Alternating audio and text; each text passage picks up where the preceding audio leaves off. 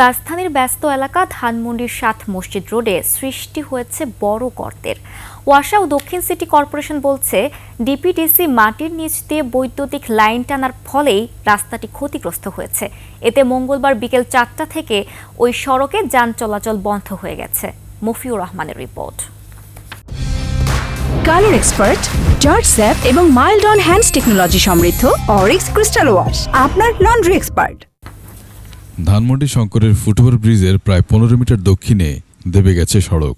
৬৮ নম্বর বাড়ির সামনে সড়কে তৈরি হয়েছে বড় গর্ত। গর্তটি চওড়ায় ৫ থেকে ৭ ফুট আর ১০ ফুট গভীরতার।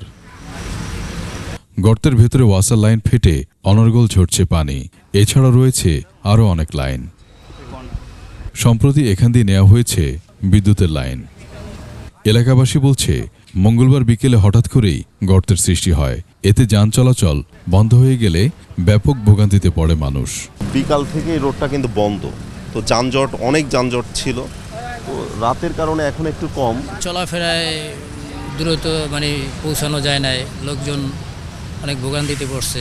ওয়াসা ও সিটি কর্পোরেশন বলছে, মাটির নিচ দিয়ে বৈদ্যুতিক লাইন টানার ফলে এই অবস্থা হয়েছে। যত তাড়াতাড়ি সম্ভব রাস্তা মেরামত করে খুলে দেওয়া হবে বলেও জানান তারা। ডিপিডিসির এই 33 কেভি লাইনটা যখন এই রাস্তা ক্রসিং করে, তারাও তো এইচডিডি করে নিয়ে যায় এইচডিবি পাইপের মাধ্যমে। তো আমাদের এখানে একটা বিদ্যমান একটা 12 ইঞ্চি এসি অ্যাসবেস্টস কংক্রিটের পাইপে একটি রয়েছে, যেটি আসলে ক্ষতিগ্রস্ত হয়েছিল গত অক্টোবর মাসে। কিন্তু এটা যে ড্রেন আউট হচ্ছে, পানি উপরে উঠেও আসে নাই, এটা আস্তে আস্তে ড্রেন আউট হয়ে যাওয়াতে আস্তে আস্তে মাটিটা সরে যায়, দেবে যায়।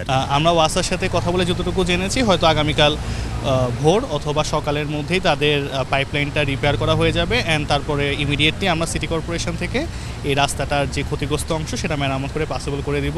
রাস্তা ঠিক না হওয়া পর্যন্ত বিকল্প উপায়ে যানবাহন চলাচল করবে বলেও জানান তারা। মফিউর রহমান, ২১ টেলিভিশন, ঢাকা।